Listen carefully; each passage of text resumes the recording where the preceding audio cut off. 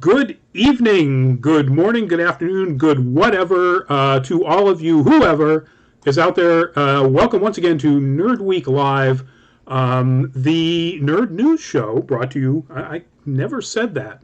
In the 2 years and a half that we've been doing this, I've never, in the intro, said, hey, this is a show about nerd news. So the Nerd News Show brought to you by us folks at Nerd Caliber. I'm Rodney Brown. I'm the editor-in-chief of Nerd Caliber, first-person shooter on Facebook, Burley_adopter on Twitters. And joining me tonight, once again, capped and ready to rock. Introduce yourself, sir. Hello, nerds of all walks. Byron McNeil, a.k.a. Byron D0 on various facets of the internet. Contributing writer, and at one time I did social media for the site. I don't know when that's ever going to happen again. Please, cons. Yes. And I am also a halfway decent artist. I do my own webcomic, which is on hiatus right now, but I want to bring attention to my project for the month of October, which is a variation of Inktober that I'm calling Digitober, where I do a digital drawing a day. Today's was a fun one. It was Grim Reaper. Ooh. So instead of doing the traditional Grim Reaper, I did Botan from Yu Yu Hakusho because she is technically a Grim Reaper. Okay. I was thinking you were going to go Marvel Comics Grim Reaper, but that's just as cool. I almost went for that, actually. Cool. All right, folks, so let me say hi to some people, a whole bunch of people here in the chat already. F&AF Sands, welcome back to the show. Victor Cornelio, I was going to get that wrong. Welcome to the show. MKL Doblada, welcome to the show. Moha Sult, welcome to the show. Melody Gill, welcome to the show. Luminous, welcome back. Always a pleasure to have you. Carla Alcantar, welcome to the show. And that's it, I think. So if we got anybody chatting here over at the Facebookies, nope, and the Twitches, nope, not yet. Okay. So I give you guys just a little bit of a word of apology. I sound a little stuffed up to me anyway. I might to you. Went way too heavy with the hot sesame oil on my noodles tonight. So if you see me going for this a lot, that's why. Hopefully I won't be sneezing or like having to blow my nose in the middle of the show. We've got a bunch of stuff, some really interesting stuff, some pretty unfortunate stuff, so we're going to jump right into it. And we're going to start with one of the very latest things that dropped just a couple hours ago. That is Warwick P. Davis as Willow Ufgood from the classic 1980s movie Willow, fantasy movie, directed by Ron Howard, starring Val Kilmer and Warwick B. Davis. Fantastic movie. We reported a while back that there was a series that was in the works that probably had Warwick B. Davis attached to it in some role, and it just dropped a couple hours ago, and this is right off Lucasfilm's website, that I just completely missed who ordered it. Amazon? Disney Plus, I think. Disney Plus, that's right, of course. Lucasfilm, Disney Plus. Has given an approval to order for the series. Warwick B. Davis has been confirmed as being in it. Ron Howard is coming back to be an executive producer on it. And John Chu, the director of the upcoming In the Heights and also Crazy Rich Asians, is going to direct the pilot and will be an executive producer. So, quite the back-end team there. Side note, you say upcoming like it's going to be coming out in the next couple of months. Yeah, they won't be produced. They won't start working on it according to Lucasfilm until 2021. No, In the Heights. Oh, that's true. That won't come out until 2021 either. Mm-hmm. I think principal photography is done on it, but it is.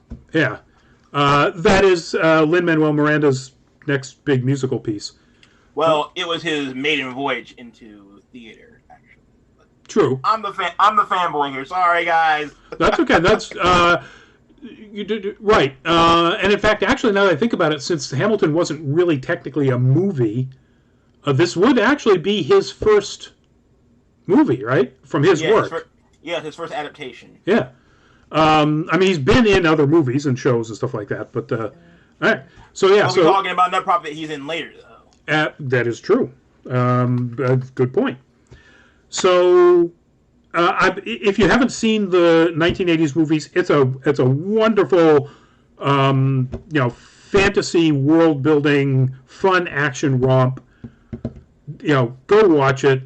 It holds up pretty well too. And it does. It does. I mean, like there's a spoiler for a movie that's 40 years old.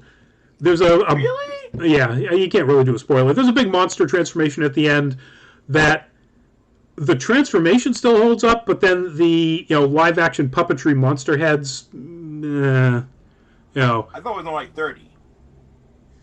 80, 30 would be 2010s. So it's 2020, man. I'm just thinking because like I was a kid when that came out, and I'm not 40 yet. Well, maybe it came out in the mid 80s, in which case it would have been like 25 or so. Okay. I suppose if I had IMDb up, I could actually find that out. Oh, look at that, 1988. Says so right here in the credits for the photo. So late 80s. Wow, I didn't realize it was that late.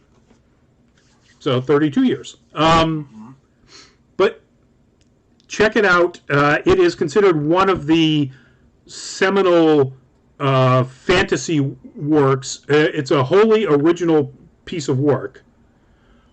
Which was one of the big surprises. This isn't Lord of the Rings. It's not based on or Narnia or something like that. So they developed a wonderfully deep, world that this all takes place in, all from scratch. It's one of Ron Howard's, who's done so many amazing things. It's one of his favorites, or one of my favorites of his work. Same. But, like I said, this won't even start producing, won't even start shooting until I think 2021. Apparently, they're going to go back and do most of it in Wales, which is where the movie was shot. Oh. So, good for them and good for Wales. Nice boost to the economy. Indeed. Victor, not many people get my last name right first try. Thank you for giving me that nod, but yeah, I should have. But yeah, so big plus for Willow fans, for fantasy fans. I'm looking forward to it. Can't wait to hear more news about it. But now we're going to move on to something that's even more in Byron's wheelhouse. That is a scene from, or a screen from, the Demon Slayer movie, Demon Slayer Mugen Train. Which opened this past weekend in Japan and set a box office record for an opening weekend, $44 million, 4.6 something billion yen,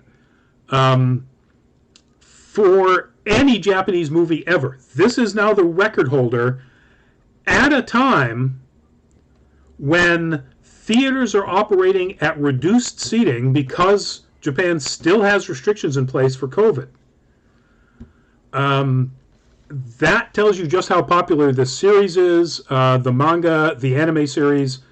The manga which just ended, actually. Yes, just ended. Although apparently, from what I read in this article, the mangaka wrote a one-shot so that Rengoku, who is the one with the red eyes that's in the foreground, could sort of tie more directly into the story like he does in the movie. So, it's nice that the mangaka is working, and I say that title because I wouldn't remember to pronounce his name to save my life. So here I am, I'm going to go try it. Gotoge-san. Yes. So, Byron, how cool is Demon Slayer? It is. The hype is real, guys. Like, if you just want a sit down and check your brain out shonen series, there are a few places to go to besides this series. Especially this arc in particular. that whole Hell Train arc is just so hype, and the character of Rengoku really gets a shine in it. He's such like a Chad of this world. That's a good way of putting it. Yes, and me personally, I just love his dub voice actor so much because he's trying to like replicate the bravado of the Japanese voice actor, but still make it his own. That's Talking cool. more like a Western superhero. Oh, cool. So I watch everything in sub, and that would be cool. I'd like to hear that change, that alteration. Sometimes they nail these minor alterations. The English voice actor for Dio in Patrick Face. No, wrong series for Last Exile, very old series. Oh yeah, Joshua Seth. Yes. I thought actually did a better job than the Japanese voice actor. I thought the Japanese voice actor was good. I thought Sepp brought an awful lot more nuance to Dio's character. I say the same thing about Rurouni Kenshin. I definitely I don't know if it was Derek Steven Prince who did the voice, but he brought a much better variation between his Kenshin persona and the Batosai persona than Megumi Ogata did. Yep. Yeah, I just couldn't take her seriously when she got into the Batosai persona. Yeah. So and not all dubs are bad, I guess is what we're getting at here. But if you want to see this movie, apparently you're gonna have to wait until sometime in 2021, which is when it will premiere in North American theaters. But I can't wait, and you should not wait. I'm gonna slightly disagree with Byron about the idea that it's a sort of a shonen series that you can enjoy. Well, that's just true. You can enjoy it if you turn your brain off. You don't have to turn your brain off. It's actually smartly written, and it's well written enough to be a real tugger at your heartstrings. You definitely can't turn your heart off when you're watching this. It is, it's a feels ride. Even with the villains. Especially with the villains. They do an excellent job of I guess, humanizing the demons, the villains. I see what you did there. Victor Zawarudo. Well said. So I'm looking forward to the movie. Congratulations to these guys for setting a record. Apparently the previous record was Frozen 2, which was released before a pandemic shutdown. So that tells you how much people want to see this movie. It also destroyed the record for IMAX theaters. 18% increase over the last record holder, which was Rise of Skywalker. Also released before I know. Rise of Skywalker. But hey, it was, I'm sure a lot of people saw it in IMAX here too. Yeah. I may have. Oh, yeah. So Luminous asks, is this where the bamboo mouth cover originates? I've seen that cosplay a lot. Yes, it is. Yep. So it's in the first episode, so I guess it's not really a spoiler. The main character, Tanjiro, the one in the black and green check, in the photo that just went back over there, right at the beginning, the very first episode, he's out selling the charcoal that his family makes, and he comes back and his house, his home has been destroyed by demons. Everybody's been killed except his younger sister, who has been bitten and turns into a demon. But he's got enough connection with her, waifu Pennywise, welcome to the show, that he is able to keep her from killing humans. And part of that is she wears this bamboo bit, essentially. This tube of bamboo that she's got always in her mouth. Well, not always. There are times when she goes wild. But she is again, every character in this is wonderful. She is the reason why, for the most part, your heartstrings will get tugged. Best girl. Yes, best girl. Absolutely best girl. The action is fantastic. The integration of CG and traditional animation style in a way that doesn't look like CG, so they use the CG to create what looks like Japanese water block print effects. Exactly. And it's peppered throughout the series. Yeah, and it's gorgeous. It's absolutely gorgeous. It's very exciting. Studio UFO Tibble. Yep. Does amazing hand drawn work, and to see them add such light touches with the CGI, it's impressive. Yep, it's amazing. Definitely worth a watch, even if you're not deep into the whole shonen. Like if you're not a big fan of My Hero Academia or any of the other what are like top tier shonen things right now. This is a shonen show with its heart right on its sleeve, and you'll enjoy that if you also like being in a show with the feels, and the comedy and one of the most annoying characters ever created. Blondie in the background, Zenitsu. Jeez. You know, I'm sure someone out there in the Weebverse thought, I want a combination of Usopp and Mineta and Krillin. Yeah, he's pretty much all of those. And Shaggy from Scooby-Doo. With just a little bit of Mineta, thankfully. That goes a long way. All right. So Demon Slayer, congratulations to them for setting records. And fingers crossed that 2021 is pretty early and not like Christmas. Our next topic. So we reported a couple of weeks ago. I think it was last week or a couple of weeks ago. Anyway, it was a couple of weeks ago, I think. A couple of weeks ago. Rumor was out there that Tatiana Maslany, who's on your screen right now, an image from Orphan Black, her hit series, was cast as She-Hulk, as Jennifer Walters, in the upcoming Disney Plus series. It was one of those sources told Hollywood Reporter or Deadline or both or something. And apparently was either thought to be confirmed enough or he made a mistake. Mark Ruffalo actually welcomed her to the Hulk family, to the Banner family, in a tweet. Well, she just said in an interview with some publication in Saskatchewan, the Regina Leader Post, about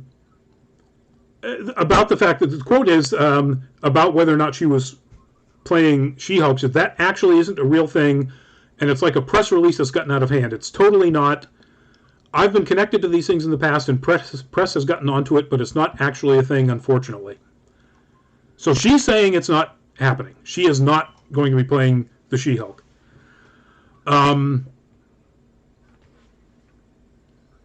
So Paul Rudd denied he was playing Ant-Man for months. Yeah, he did, didn't he? Yeah. Until Marvel confirmed it. And Marvel has not confirmed this casting.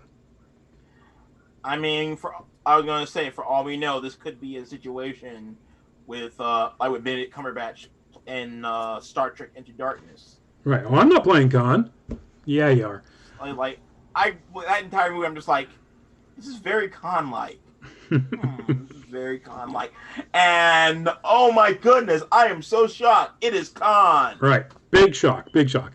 That could be the case here. They might also be playing fast and loose, although she doesn't say anything that looks like she's trying to sneak around it. She straight up says, it's not true, or not the case.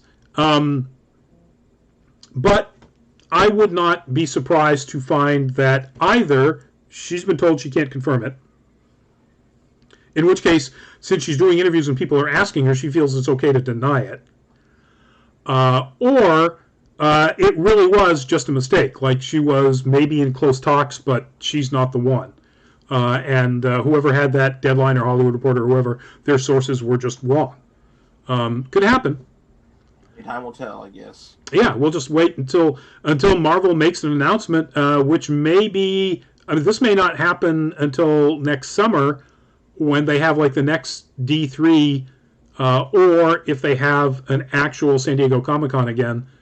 You know, yeah, knock wood. So yeah, she's apparently not going to be the She-Hulk. So sorry about that, folks. Sorry for getting your hopes up. You know, us and everybody else that reported this. I believe, as I try to always do, we did say it was a rumor, that it was an unsubstantiated report. But still, we went with it just like everybody else. So we'll have to wait and see. Speaking of Marvel, that is, of course, various members of the various Marvel teams. That's actually mostly the Avengers versus the X-Men, and actually I think that's from one of their covers. But the news is Marvel Unlimited, which is Marvel's own digital comic release platform, just made a big announcement that they are moving up the delay between printed comics and digital versions on Marvel Unlimited from 6 months to 3 months. So you only have to wait 3 months to be able to read, if you have, like, say, a Comixology subscription, to be able to read those for free on Comixology. Oh, wow. I think Comixology gives you a free subscription. But anyway, this article here on Games Radar points out that this happened very shortly after Warner Brothers and DC announced that DC Universe was going to be completely rejiggered as an online platform, or as only an online platform for their digital comics. And because of that, they were moving up their delay from 1 year, which is one of the reasons, I guess, why I never read any DC comics on DC Universe, because they were a year old, to 6 months. So now Marvel says, oh yeah, guess what? We're moving up from 6 months to 3 months. Which is all good for us. Although I've not used either. Well, DC Universe Infinite doesn't happen until early next year, even though DC Universe as a place where you get to see new shows being made is officially done because of HBO Max. But, good for Marvel. Good for them for responding to, and they're couching it, all the marketing speak that's in here is all about how, the platform has grown tremendously, and digital readership is way up. It's like, yeah, COVID, dude. Can't go to comic stores. Waifu Pennywise. Well, at least it's not the other live action of the X-Men. Yeah, no. Who knows when Marvel's going to get around to announcing any of their intention of doing anything with the X-Men. Anthony Starr's Wolverine. Ooh. Too tall. I mean, it doesn't matter. I mean, yeah, I'm sure he's about the same height as Jackman. I don't know. I don't know if people would take him. Somebody as horrible as the Homelander, that would be a tough sell. To be able to turn him around to be a hero. I mean, if you play him as more of an anti-hero, maybe? Which is more of what he is anyway, but yeah. All right, that's cool. Good point. All right, Anthony Starr, start working on that. Yeah, so right out of the gate, you get to, read stuff now that's only from October, mid-July. So instead of mid-April or whatever it would have been. So if you use Marvel Unlimited, good for you. Big news for you folks. I highly recommend the Red Goblin saga. The which? Red Goblin. Ooh. Only in a particular Spider-Man title, or does it go through a bunch of different things? Throughout all the Spider-Man books. Yeah. I believe it was last year. It was really cool. Norman Osborn got his hands on the Carnage symbiote, and went to war on Spider-Man and his Spider family. That sounds awful. Sounds good, but sounds awful. Waifu Pennywise, what is an anti-hero? So an anti-hero is somebody that you are supposed to view as the protagonist of a story, but does not have what are traditionally considered hero traits. They're not necessarily a villain, but they don't do things that you might think a hero would. So a very light version of that would be the original Luke Cage Hero for Hire. While he was a hero in that he did things to save people, he did it for money. He was a hero for hire. A Venom would be another good example. current Venom would be a good example. Original Venom was a villain, no question. Oh, yeah. A better example would be the Punisher. The Punisher is a criminal. He's a murderer. His tactics would not be used by anybody who considers himself an actual hero, but he is the protagonist of his own stories, and his one claim to fame is that he doesn't go after anybody who is not a horrible criminal. So that's an anti-hero. Protagonist that is not necessarily heroic, but also not a villain. Jack Sparrow is another good example. Yeah, I get Jack Sparrow. There's almost nothing in any of the Pirate of the Caribbean movies that Jack Sparrow does that is heroic in any way, shape, or form. But he is a protagonist. Yes, And one you are expected to cheer for. I'm a dishonest man, and the dishonest man you can't trust, because it's the honest ones you have to look out for, because you never know when they're going to do something stupid. Well said. Speaking of stupid, and wonderfully, wonderfully stupid, the first And zany. Once again, I'm disappointed that there is no reference to Baloney in Their Slacks, which is in the original theme song. This is, of course, a screen grab from the new, I say new, I guess it's really the only official Animaniacs reboot trailer. The last one was sort of a behind-the-scenes, look. The last thing that I called a trailer. This is a trailer. You've got a lot more look at the animation. Wacko, Yakko, and Dot.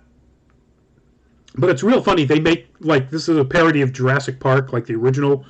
Yes. And that is, I believe, the actual voice of Steven Spielberg. I think it is too, actually. It's Spielberg in the middle of that image that you're looking at with his cap on. That's, he was the director of Jurassic Park, of course. It's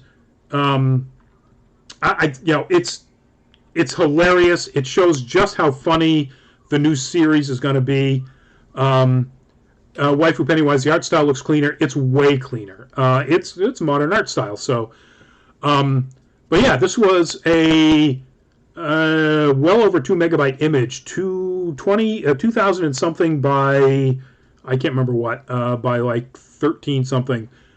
Bigger than most of the images we use for here, and the lines are still as crisp and clean as can be. So yeah, it's definitely going to be a cleaner look. But since they've got essentially all the same voice actors for every part coming back, it's going to be just as funny. Yes. I'm really looking forward to this. Yeah, I'm definitely all in for it because, Animaniacs is cartoon genius. It is. Not too sold on the flashlight art style that they're going for. But I mean, as long it's more Animaniacs, so that's really that's really my only take from it. So they've got in this article, they've got a screen grab from an earlier episode back in the early 90s with a version of Spielberg then, and I'm looking at it, and the only difference really, other than color grading and so on, is there's just a little bit of cell shading on the edge of some of the white in their faces and on Spielberg's face. And there's no cell shading of any kind in any of the clips that we're looking at. That's not entirely true. There's one scene when they first appear, when Wacko, Yakko, and Dot first appear in front of Dr. Grant and Ellie, they're really strongly backlit by some very yellow light, and there is a lot of shading going on there. So they do mix up art styles apparently. But for the most part, it doesn't look like they're using any kind of cell shading to create any sort of hint of three-dimensional depth. So, all right. So I wouldn't exactly call it sort of Flash-like, but I can see why you'd say that because of the lack of any, any shadowing at all. Still, I'm really looking forward to it. Rob Paulson and Maurice LaMarche coming back as Pinky in the Brain. Please. Nah. Exactly. So yeah, I can't remember when this is actually going to happen. November 20th. What's that? November 20th. November 20th. Thank you. Same day as Age of Calamity. Ooh. All right. Well, I know what I'm going to be watching. Moving on to our next topic. I know what I'm not going to be watching. So this is a screenshot from the new trailer for Monster Hunter. The Paul S. Anderson directed, so therefore, of course, starring Mia Jovovich, movie that is, based on the Monster Hunter game or Monster Hunter World game or both. That's debatable. Well, they point out in the article, and I don't play the game, so I don't know this for sure, that some of the things in the game are definitely here. Some of those creatures, those monsters, are clearly monsters that you hunt in the game. And there's one scene, I didn't bring this up because I couldn't find a, Craig, what are we going to do on Nerd Caliber next week, Brain? We're not going to take over the world. Yet.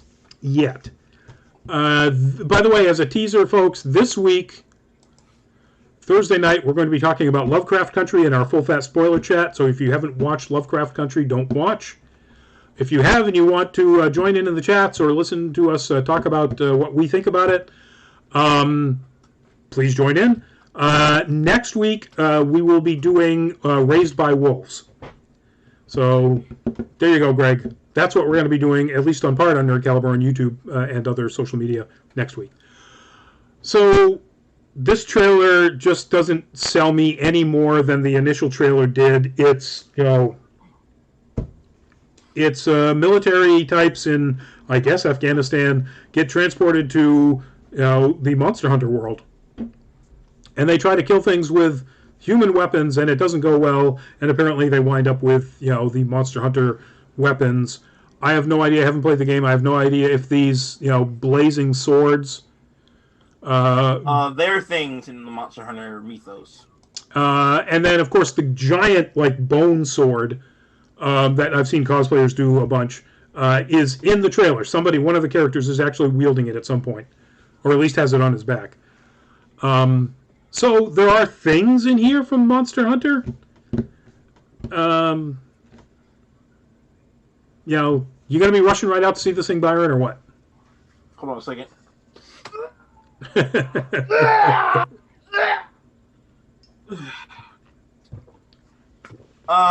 Maybe if I get a screener for it, I might. So it's supposed to open in December, and they haven't moved it off that time frame as of right now. So I don't think you're going to get a screener for it. But maybe they'll move it off, or maybe they'll release it on some platform somewhere. I guess. Yeah. I ain't paying for it. That's all I know. Yeah. It doesn't. Yeah. It doesn't sell me. I'm not in. It's a big old pile of dumb. That's what it is. Looks like it to me. And all of my friends who are actual Monster Hunter and Monster Hunter World players, they are not on board. Not a one of them wants to go see this. Count me as one of those then, because... Yep, that's a big yep, nope. Callie Morlow, welcome to the show. Waifu Pennywise looks cheesy. Yeah, it looks super cheesy. The guy that made all the Resident Evil movies. Yes, Paul W.S. My wife is my best friend, Anderson. Exactly. So, I hate to dump on Mia Jovovich, when she's not doing work with her husband. She does some really good work. Luminous, the movie Love and Monsters is now available, and the reviews for that appear to be positive, so maybe that is a better choice. Love and Monsters is not about Monster Hunter. Does it share anything other than the word monsters in the title? Let us know. But we're going to move on to our next trailer that actually dropped. And Greg in the chat, you can jump in on this. I hit fade to black, didn't I? Not the fade. Wrong button. That is a screen grab from the trailer for the upcoming season 2 of His Dark Materials on HBO. Yes. And it is based on the second book in the series. The Subtle Knife. The Subtle Knife, and that is in fact the subtle knife that the character is holding. I have to admit, I didn't make it through the first episode of the first season. It was too close in my mind to the movie The Golden Compass. I mean, there's some really big differences in characterization and structure and so on, but there's also way too many similarities in my mind. I would say that, like, from what I saw of it, they don't shy away from the religious parts of it compared to the movie. That is true. From what I understand, that is true, and that will just become more of the case as we find out just how nefarious the magisterium, their version of the church, is in this upcoming season. The reason why the subtle knife is called the subtle knife is that it opens up. It can be used to cut open a gap between one reality and another. And apparently in this upcoming season, they're going to be doing a fair amount of jumping around, through realities. You do get to see a lot more in this trailer of Lin-Manuel Miranda than you did in any of the previous trailers. Oh, yes. Who plays Scoresby, right? Yes, he does. He plays Lee Scoresby. Yeah. Hopefully his fate will be different from the way it was in the book, because I'm not ready for that yet. No spoilers. This isn't full fat spoiler chat. I know. But I'm not saying no more. Yeah. What's the third book in the series? The Amber Spyglass. Okay. All right. I haven't started that one. I'm still halfway through the Subtle Knife. So if they are doing a book a season, this looks to be a limited series. That it's going to be a three season and done, which would be nice. Which means they won't, just suck the life out of it like they did Game of Thrones. Luminous, Greg, blimey, that's not a knife. Luminous Love and Monsters has monsters and people fighting the monsters, but otherwise unrelated to Monster Hunter. All right, cool. What platform can you see that on, Luminous, while we're chatting about that? So, His Dark Materials, Season 2,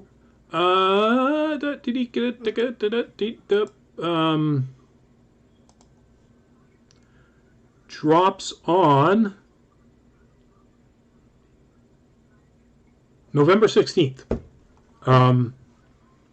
So, about a month away. A little less than a month away, folks. If you have been watching it and you like it, get ready for Season 2. But, and at some point I should, who knows, maybe it'll wind up on our full fat spoiler chat, and then I'll have to watch it. Hopefully before 3 full seasons. Moving on to our next topic. And this one I am really excited about. That is a cosplayer cosplaying Static. That is Everybody Loves Tony Ray. This is from way back when. This was back in 2013 at MegaCon, I believe. Maybe even before that. No, this was 2013. Love and Monsters is pay-per-view, Luminous says. So the news is that we had heard and talked about a Static Shock movie being done. It was announced at DC's Fandom back in August. But the news is that Michael B. Jordan has joined it, pardon me, as a producer.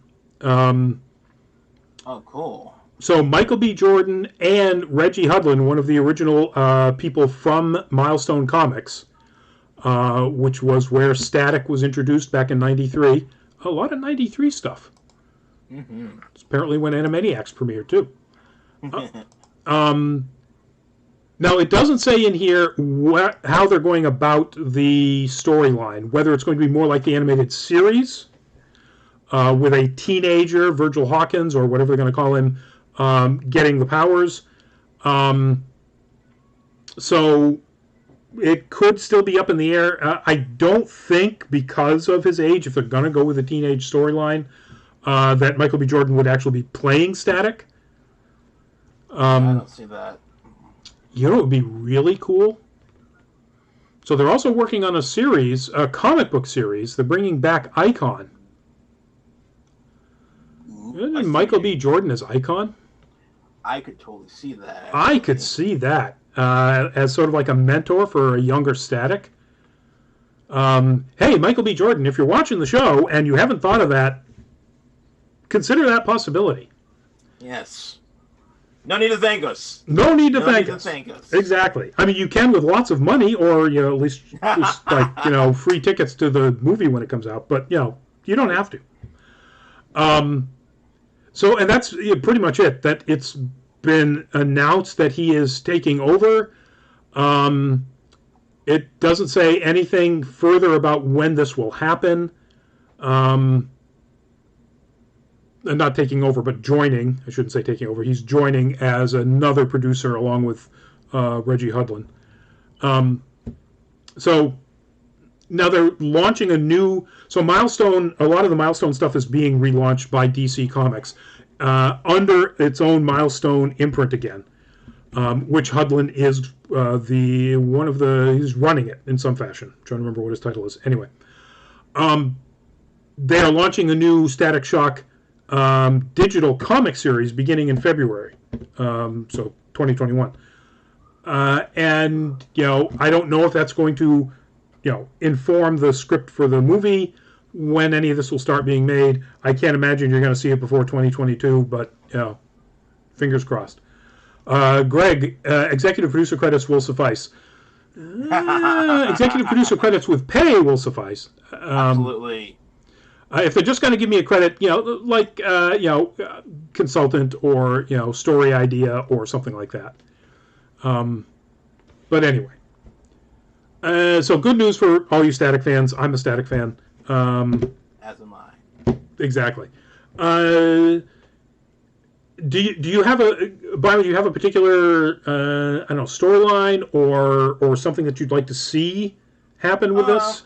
I feel like they should go with the Big Bang storyline, simply because that's where a lot of Static's fan base is most familiar with them. I mean, I'd love to see villains like Holocaust be put into it as well, because if you never read the comics, you don't know who that is and whatnot. Yeah. Now, has DC integrated Holocaust into the DC universe that's now a villain for other people as well? I don't know that I've heard of it. I don't think so either. I remember in the early 2000s, he was in an issue. He was in an issue of Green Lantern during Jon Stewart's run, and he teamed up with Virgil to stop Holocaust, I believe. Okay. All right. So he has been at least used in the DC universe, so he could be used in this. Actually, no. It was Black Lightning and Static teaming up to take him down. Oh, cool. Yes. So Waifu, who never heard of Ecstatic, well, it's not Ecstatic, although we are ecstatic that Michael B. Jordan is joining. It is Static, and the TV series was Static Shock. I don't know that you can tell from the image here, but the way Tony is holding his hands, he has powers of electricity. So if you get a chance to find the series, it may be on. Is it on HBO Max or on DCU? I haven't really checked yet. I should do that later, though. Wherever, if you can find it in an affordable way to watch it. It's one of the better cartoon series from the 90s. It's a solid watch. Or the original Teen Titans comic or cartoon, where Static was a team member. Not the second one or Teen Titans Go, God forbid. You mean Young Justice? Oh, Young Justice, you're right. I'm sorry. He was, yes, in Young Justice, in the first season, before they had the big time jump, Static was a team member. Waifu Pennywise, so he's like Black Lightning? Kind of, yeah. They both have electric powers.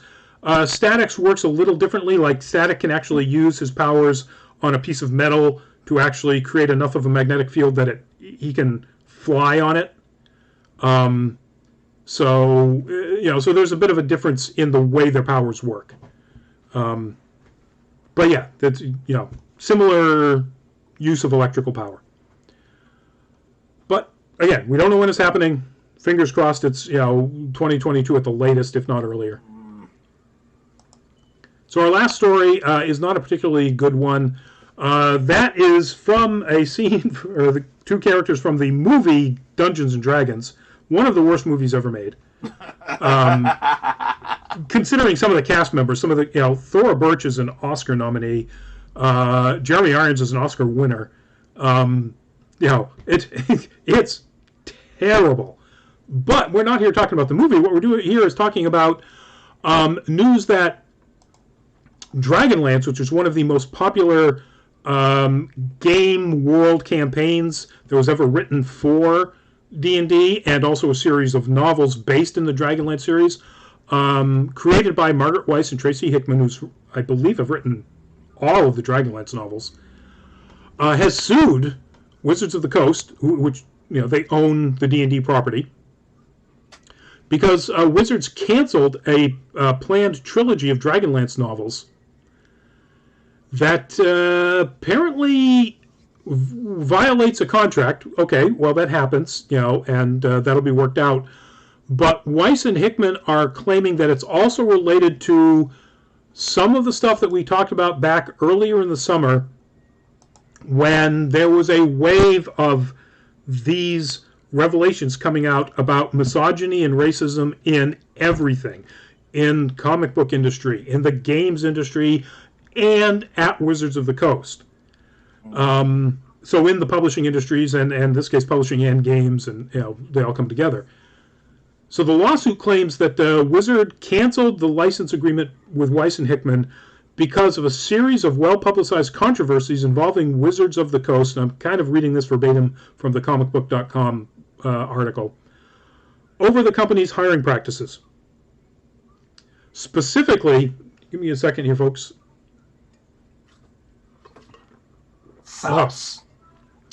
Specifically, mentioned in the lawsuit was criticism regarding Nick Kelman, the head of story and entertainment for Wizards of the Coast.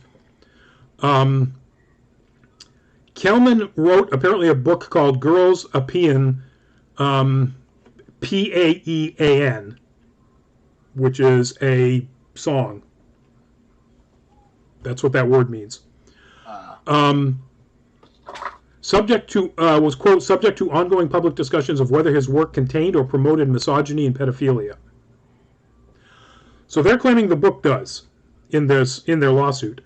Kelman and somebody named Paul Morrissey became the editorial and oversight team for the Dragonlance novels back in June, replacing the editors who were on there, two women, and in short order canceled the books,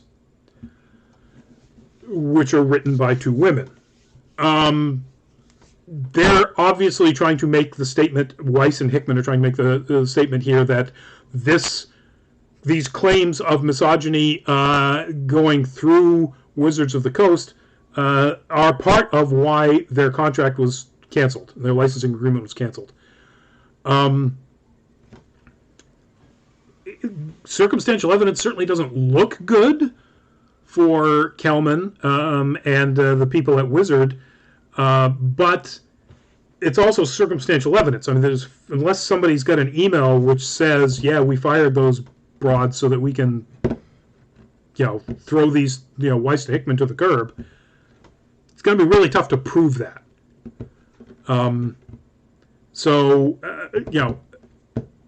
Barring knowing anything further about this, we've got to say, if nothing else, it really makes Wizards of the Coast smell bad. So, I don't know. Where are we at in your mind, Byron, with this potential stupidity? it's just more the same. It's just more the same, you know. I can't say too much because I'm not well versed in it, but you know, these days nerd culture and misogyny aren't too far apart from each other. Certainly, I mean, all you got to do, and God knows we've got enough stuff happening between, late May and June and now, so that it's possible that, I mean, nobody remembers any of this stuff. But you just go look at the news reports from back then about just every single day. We get more news reports about, game companies. The folks at Ubisoft. Riot. Good old Riot. Good old Riot. You get reports that in the comic book industry, there were people who were tossed off, out of their jobs because of these complaints about harassment. Even, one of my personal favorites, Warren Ellis, was accused of sexual misconduct. Now, as far as I know, and he wound up not being. DC decided to not go forward with a comic book he was working on. As far as I know, he has not been booted off any further seasons of Castlevania, which he wrote everything for, the Netflix series. But that may happen. And he was one of the ones that was accused by one person.